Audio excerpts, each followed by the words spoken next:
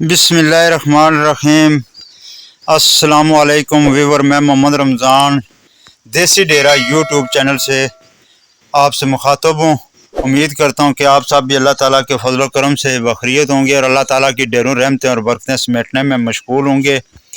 دوستو، آج کی ویڈیو مختصر سی ویڈیو ہے، وہ یہ بکری پتے کھاتی ہوئی آپ کو نظر آ رہی ہے، یہ اسی بکری کے متعلق مختصر سی ویڈیو ہے۔ اس ویڈیو کو لگانے کا مقصد صرف اور صرف یہ ہے کہ اگر اس طرح کا کوئی مسئلہ آپ کے جانوروں کے ساتھ بن جاتا ہے تو پریشان نہیں ہونا ہے۔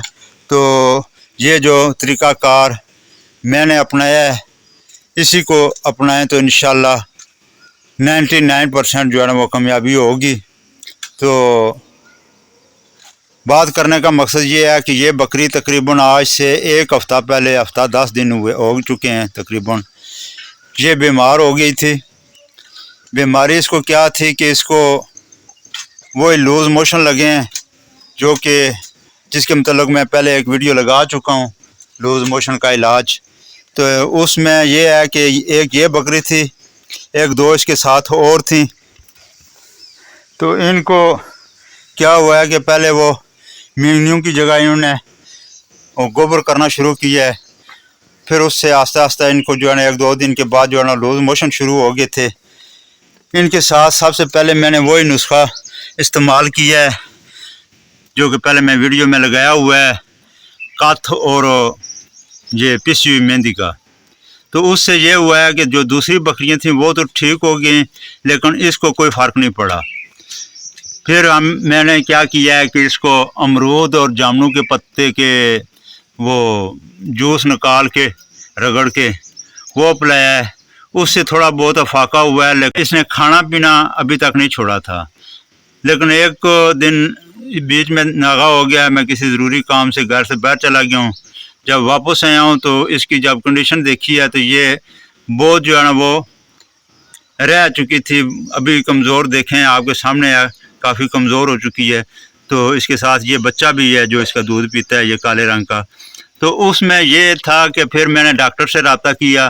ڈاکٹر نے جو دوائی بتائی ہے وہ سلفاڈیمڈین ایک انجیکشن ہے، وہ ویسا میں نے پہلے پلایا تھا لیکن میں نے خالی پلایا تھا، لیکن اس نے کہا کہ یہ چاول جو ہوتے ہیں نا، چاول کی پچ جو ہے، جب ابالیں چاول تو وہ جو پانی نکلتا ہے اس کو پچ کہتے ہیں۔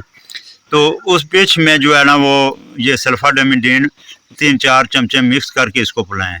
تو وہ بھی اس کی 2 خوراکیں اس کو پلائی ہیں۔ اس سے ابھی یہ ہوا ہے کہ جو اس کے لوز موشن بالکل پانی کی طرح تھے وہ ختم ہو گئے ہیں، ابھی وہ گوبر پہ آ گئی ہے۔ اور دوسرا فائدہ یہ ہوا ہے کہ ابھی اس نے کھانا پینا شروع کر دیا ہے۔ ابھی آپ کے سامنے دیکھیں کہ یہ میں نے پتے اس کو ڈالے ہوئے ہیں پھلائی کے، یہ بالکل جو ہے نا صحیح طریقے سے جو کھا رہی ہے۔ آج صبح صبح اس کو میں نے یہ شکر کا شربت پلایا ہے، کیونکہ اندر اس کے معدے کی گرمی ہے، تو وہ پلایا ہے، اور ساتھ یہ ہرے پتے اس کو ڈالے ہیں۔ باقی بکریوں کے ساتھ اس کو نہیں بھیجا ہے جنگل میں، تو 1-2 دن اس کو گاری رکھیں گے۔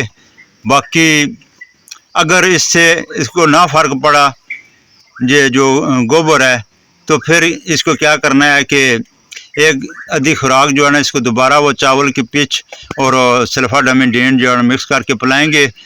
تو جب یہ مینگنیوں پر آ جائے گی تو پھر اس کی جو کمزوری کا علاج ہے وہ 2 دن جو ہے تقریباً 3 سے 4 خوراکیں وہ دودھ میں انڈا پھینٹ کر جو ہے نا وہ پلائیں گے اس کی کمزوری کے لیے۔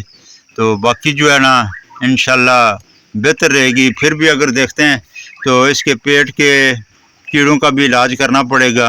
ہو سکتا ہے کہ اس کے اندر جگر کے اندر وہ کیڑے ہوں، پیٹ کے اندر کیڑے ہوں، تو اس کے لیے جو ہے نا وہ اس کی ڈیورمنگ کرنی پڑے گی، لیکن وہ بعد کا کام ہے۔ فی الحال جو ہے نا وہ اس کے جو گوبر ہے اس کا علاج ہم نے کرنا ہے۔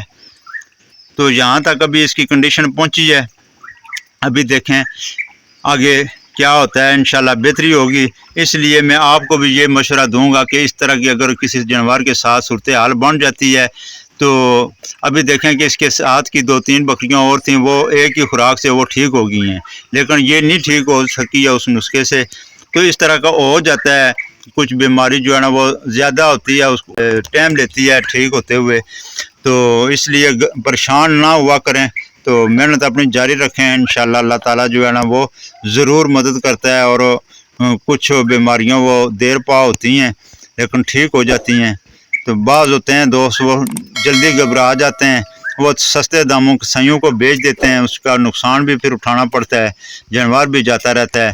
تو اگر اس طرح کی صورتحال بن جائے تو جب دیکھیں کہ بالکل ابھی ہمارے بس میں بات نہیں رہی ہے، تو اس وقت تو چلو مجبوری ہوتی ہے، حلال جانور ہے، پھر اس کو ذبح کرنا پڑتا ہے یا دینا پڑتا ہے، لیکن یہ ہے کہ جہاں تک ممکن ہو کوشش کرنی چاہیے، تو اللہ بہتری کرے گا۔ تو ملتے ہیں جی نیکسٹ ویڈیو کے ساتھ، تب تک اللہ حافظ، اللہ نگہبان۔